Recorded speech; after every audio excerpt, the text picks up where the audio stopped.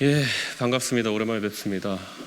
오늘 이렇게 기자회견을 잡았더니 우선 날짜에 대해서 많은 해석이 있으시더라고요. 오늘 기자회견 잡으니까 1392년 8월 13일 조선 건국에 맞춰서 한다는 보도부터 오늘의 운세를 봤냐는 등의 문의가 많이 들어왔습니다. 사실 그만큼 이 섬은 때로는 우리만의 이야기에 취해가지고 일반적인 대한민국 국민들이 하는 생각을 뛰어넘는 그런 생각들에만 몰두하는 경향이 있는 것 아닌가, 그런 생각을 합니다.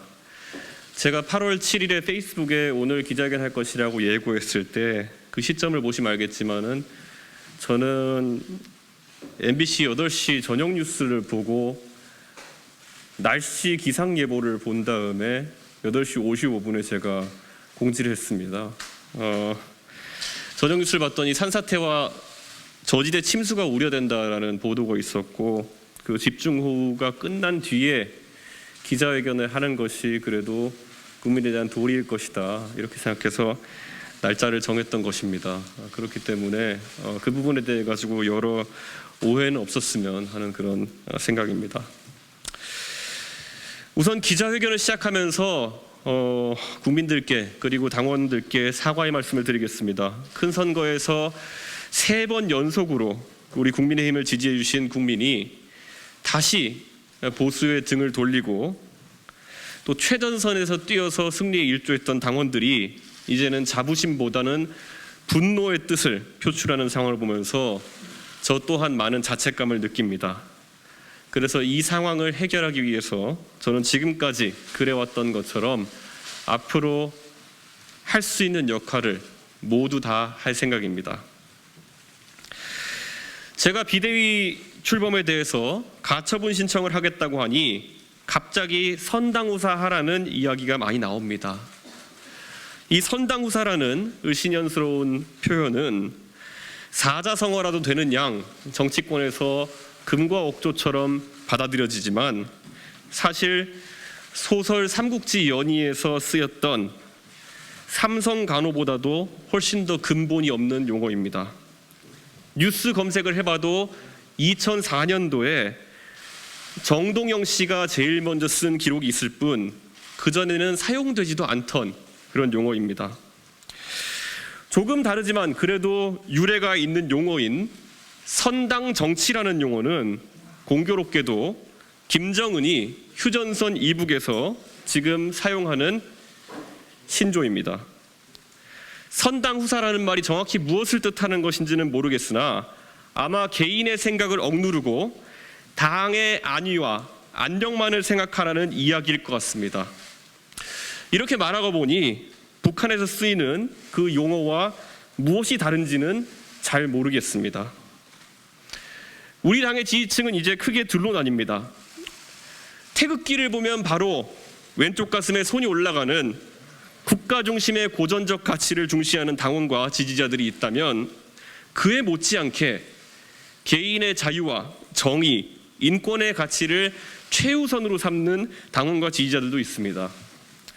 시대에 맞게 지지자도 변화하고 당원도 변하는 것입니다. 그에 걸맞게 당도 변화해야 된다고 저는 생각합니다. 저는 사람에 충성하지 않는 국민의힘을 넘어서 이제 조직에 충성하는 국민의힘도 불태워버려야 된다고 생각합니다. 오로지 자유와 인권의 가치와 미래에 충실한 국민의힘이 되어야 된다고 생각합니다. 보수 정당이 지금까지 가지고 왔던 민족주의적이고 전체주의적이고 계획 경제를 숭상하는 파시스트적인 세계관을 버려야 할 때가 왔다고 이야기하고 싶습니다. 대한민국은 지금까지 많은 우상과 타부를 깨면서 이 자리에 왔습니다. 고작 100여 년 전쯤에 왕을 모시던 나라가 이제 선출된 왕을 모시는 것이 아니라 진정한 민주주의를 향해 나아가기까지는 많은 탈피가 필요합니다. 이번에 우리가 벗어던져야 할 허물은 보수 진영 내에 근본 없는 일방주의입니다. 우리는 87년 민주화 체제가 30년이 넘었으니 이제 새로운 체제가 필요하다는 이야기를 종종 해왔습니다. 산업화와 민주화를 이뤄낸 뒤에 우리가 추구해야 될 길은 결국 다원성입니다. 개인의 자유와 창의가 보장되는 세상은 다원성을 근거로 하고 그것은 개인주의와 인권을 소중하게 여기는 것에서 시작된다고 생각합니다. 2007년에 대한민국은 국기에 대한 맹세문을 바꿨습니다.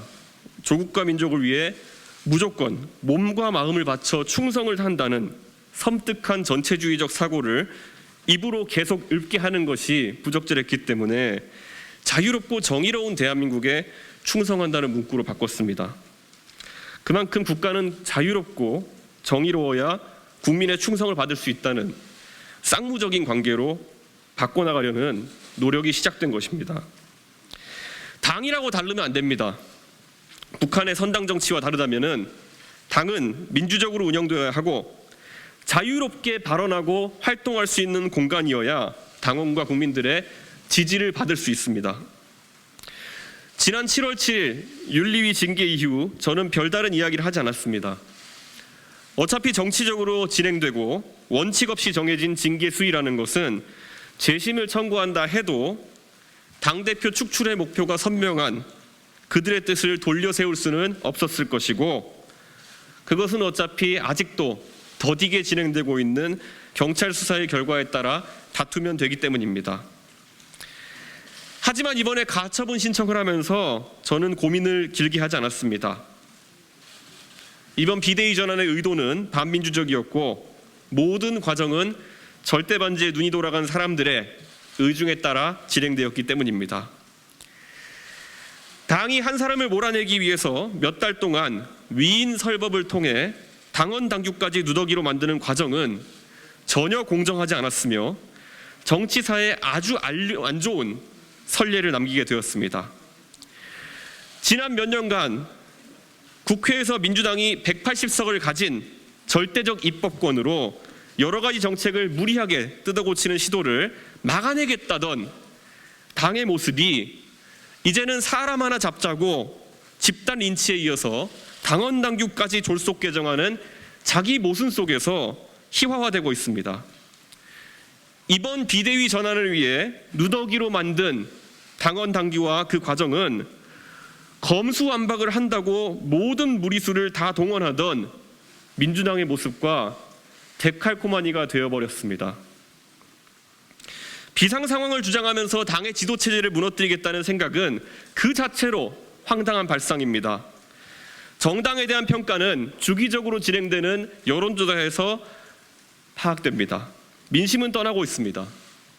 대통령께서 원내대표에게 보낸 어떤 메시지가 국민의 손가락질을 받는다면 그것은 당의 위기가 아니라 대통령의 지도력의 위기입니다.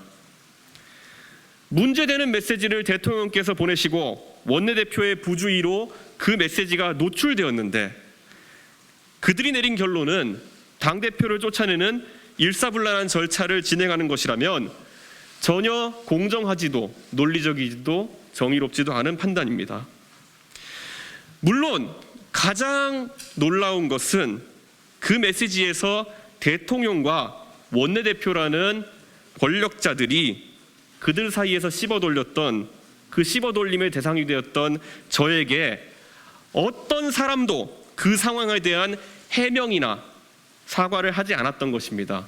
이것은 인간적인 비극입니다. 그리고 문자 내용은 당이 잘 돌아간다면서 치하하는 내용과 더 열심히 노력하겠다는 원내대표의 다짐이었습니다. 그럼에도 불구하고 대통령실에서 비대위 전환 의견을 당 지도부에 전달했다는 한 언론사의 보도와 함께 그 다음 날부터 갑자기 당내에서 비상 상황을 만들기 위해 동분서주했습니다. 우리 현대사에서 없는 비상사태를 만들기 위해 상당한 아픔들이 있었습니다. 자신들의 권력을 지키기 위해 군인들이 계엄을 확대하고 자신들과 뜻이 다른 정치 지도자들에게 사법적 살인을 하고 급기야는 총구를 국민에게까지 겨누는 아픔이 모두 의도된 비상사태 선언에서 나왔습니다. 일련의 상황을 보면서 제가 뱉어냈던 양두구육이라는 탄식은 사실은 저에 대한 자책감 섞인 질책이었습니다. 돌이켜보면은 양의 머리를 흔들면서 개고기를 가장 열심히 팔았고 가장 잘 팔았던 사람은 바로 저였습니다. 선거 과정 중에서 그 자괴감에 몇 번이나 뿌리치고 연을 끊고 싶었던 적도 있습니다. 대통령 선거와 지방선거를 겪는 과정에서 어디선가 여럿이 모인 자리에서 누차 그들이 저를 그 새끼라고 부른다는 표현을 전해 들으면서 그래도 선거 승리를 위해서는 내가 참아야지 라고 참을 인자를 새기면서 발이 부르트도록 뛰어다니고 목이 쉬었던 그런 기억이 떠오릅니다. 저에게 선당후사를 이야기하는 분들은 매우 가혹한 겁니다. 선당후사란 대통령 선거 과정 내내 한쪽으로는 저에 대해서 이 새끼 저 새끼 하는 사람을 대통령 만들기 위해서 당대표로서 열심히 뛰어야 했던 제 쓰린 마음이 그들이 입으로 말하는 선당후사보다 훨씬 아린 선당후사였습니다. 내부 총질이라는 표현을 봤을 때 그 표현 자체에서는 저는 어떤 상처도 받지 않았습니다. 그저 올 것이 왔다는 생각과 함께 양의 머리를 걸고 진짜 무엇을 팔고 있었는지에 대한 깊은 자괴감이 다시 한번 찾아왔습니다. 하지만 저와 같은 꿈을 꾸는 사람들을 생각하며 참을 인자를 새기면서 웃고 또 웃었습니다.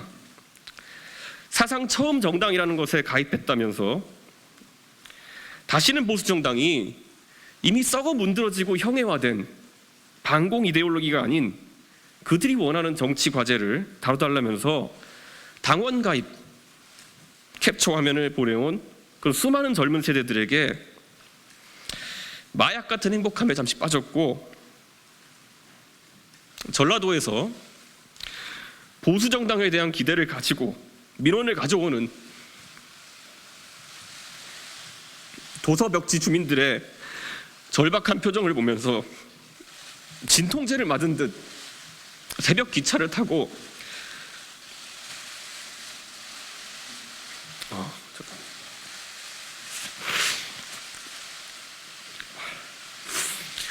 심야 고속버스를 탔습니다. 민주당 인사들은 연이은 선거에서 세대포 이론과 서진 정책에 두려움을 느꼈다고 이야기합니다. 보수가 처음으로 지키기보다는 영역 확장에 나섰던 순간이기 때문입니다. 젊은 세대가 좋아하는 담론을 테이블로 끌어냈고 북한 이야기와 5.18은 폭동이라는 이야기를 술안주처럼 즐기던 일부 강성 당원들을 잠재우며 증거도 없고 허무맹랑한 부정선거론과 같은 음모론을 손절했기 때문에 보수가 달라졌다는 인상을 심어줬던 것입니다. 정치는 대안의 경쟁입니다. 제가 내세웠던 방향성에 비해서 더 나은 대안이 있다면 그것을 따라야 됩니다. 그런데 자유한국당 시절의 모습은 지금 우리 국민의힘의 대안이 될 수 없습니다. 빠루와 삭발, 반공과 종교적 근본주의가 우리 국민의힘이 대안이 돼서는 안 됩니다. 증세 없는 복지는 허구라는 말 속에 틀린 것이 하나 없었음에도 배신이라는 단어로 낙인을 찍고 집단 린치를 했던 새누리당의 모습 또한 지금의 현실에 대한 대안이 되어서는 안 됩니다. 지난 2년 우리가 선거에 연달아 이길 수 있었던 것은 미래를 담는 대안을 만들어냈기 때문입니다. 최근에 대통령실에서 어떤 수석비서관이 부정선거 음모론을 줄기차게 주장했던 유튜브 채널에 출연해서 국정에 대한 여러 가지 이야기들을 하는 것을 보았습니다. 그리고 대통령실에서는 그에 대해서 적극적으로 우리 하는 일을 알리는 것인데 마다할 필요가 없다는 취지로 설명했습니다. 더 비극적인 것은 이런 것에 대해서 어느 누구도 당에서 지적하지 않았다는 것입니다. 당이 자존심을 되찾고 대통령실이 음모론자들과 교류하면서 국정을 운영하는 것에 대해서 한마디도 지적하지 못한다면 이 당은 죽어가고 있는 것이고 죽은 당의 총선에 표를 줄 국민은 없습니다.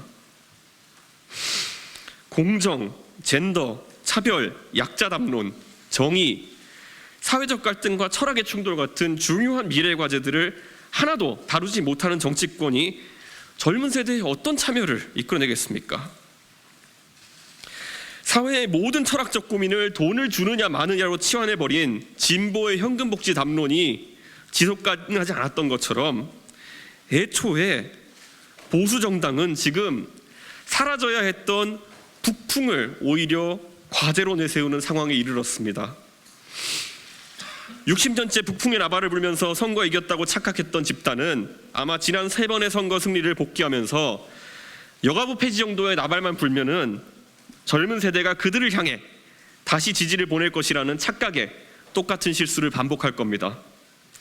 최근 여당과 정부에 대한 젊은 세대의 기대치가 급전직하한 것은 여가부를 폐지하지 않아서가 아닙니다. 아젠다를 발굴하고 공론화하는 능력을 상실했기 때문입니다. 우리도 이제 정치권에서 서구의 어느 나라처럼 정치적 올바름이나 사회적 아젠다를 논의할 수 있는 봄이 왔다는 생각이 춘몽이 되어서는 안 됩니다. 저를 몰아세우고 그 자리에 북풍을 일으켜 세우던 그런 과정이 순탄하지 않았던 이유는 자당의 당대표에게는 선당우사와 같은 전체주의적이고 포갑적인 처우를 하면서 북송된 어민과 같이 안타깝게 돌아가신 우리 전 해수부 공무원의 인권에 관심 있는 척하는 모순되면서도 자기적이었던 그런 모습 때문이었을 겁니다. 한편으로는 최근에 통일부에서 북한 방송 개방을 염두에 둔 업무 보고를 했다고 합니다. 공교롭게도 대통령실의 발표에 따르면 대통령은 저를 만나시지 않았지만은 저는 대통령께 북한 방송 개방에 대한 진언을 독대해서 한 바가 있습니다. 그리고 이 계획은 대통령의 취임사에서 누차 언급되었던 자유라는 가치에 대한 체계화된 정책들을 시리즈로 내놓자는 제 제안이었습니다. 먼저 국민이 어떤 인터넷 사이트에 접속하는지 들여다보고 통제하는 HTTPS 차단을 없애자고 이야기했습니다. 그리고 그 다음 단계로 국민이 메신저로 어떤 내용을 주고받는지 들여다보고 차단하고 색출하는 메신저 검열을 없애자고 했습니다. 그리고 보수 정권이기 때문에만 할 수 있는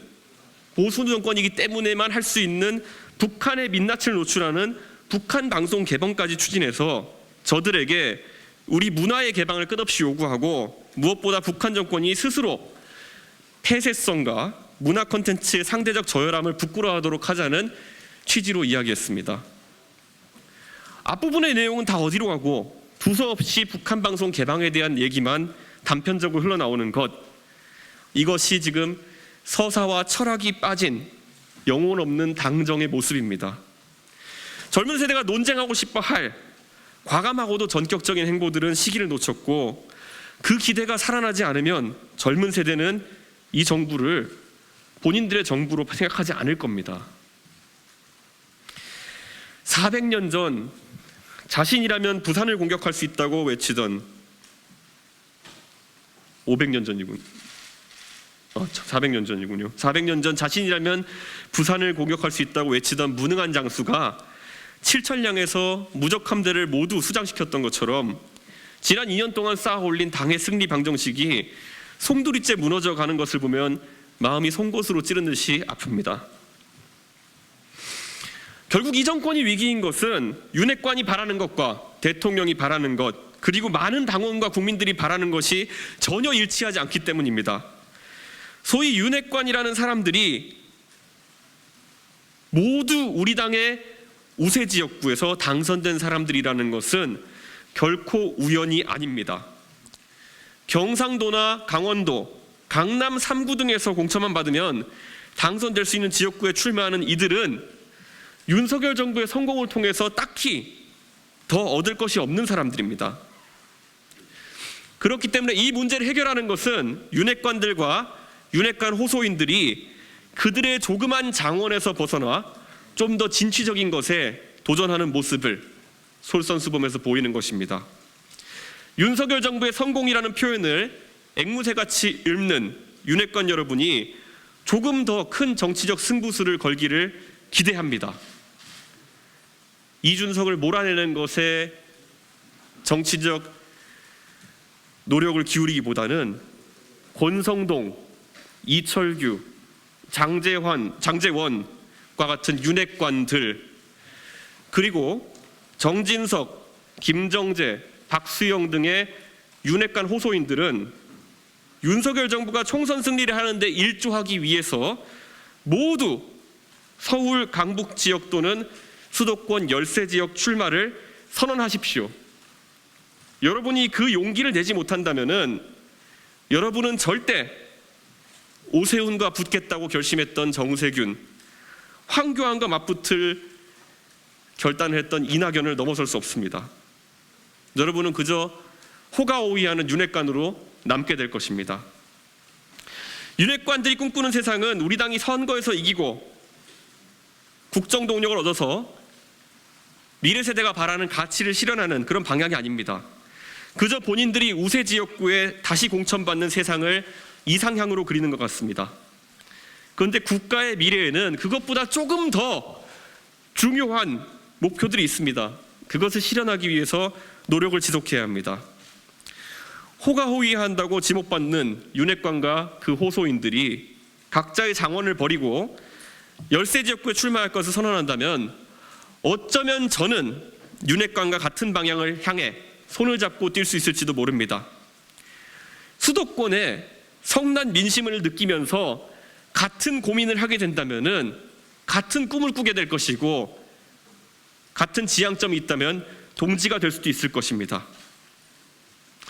하지만 국민 모두가 알고 계시는 것처럼 윤핵관과 그 호소인들은 그런 선택을 할 리가 만무한 사람들입니다. 그렇기 때문에 저는 그들과 끝까지 싸울 것이고 그들이 가장 두려워하는 방식으로 가려고 합니다.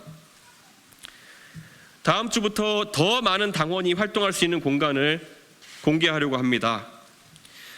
지방선거가 끝나고 당에서 프로그래머를 고용해서 추진하려고 하던 온라인상의 당원 소통 공간, 제가 직접 키보드를 잡고 프로그래머로 뛰어서 만들어내겠습니다.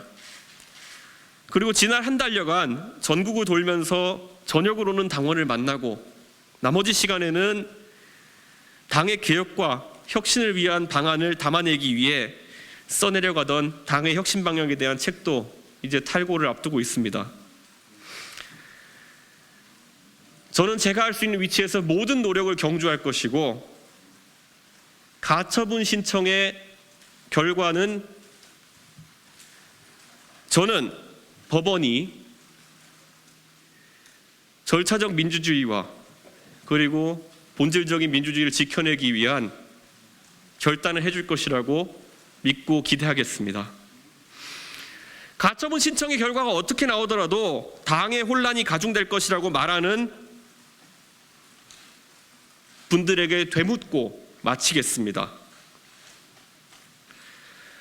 그걸 알면 어쩌자고 이런 큰일을 벌이고 후폭풍이 없을 거라고 생각했습니까?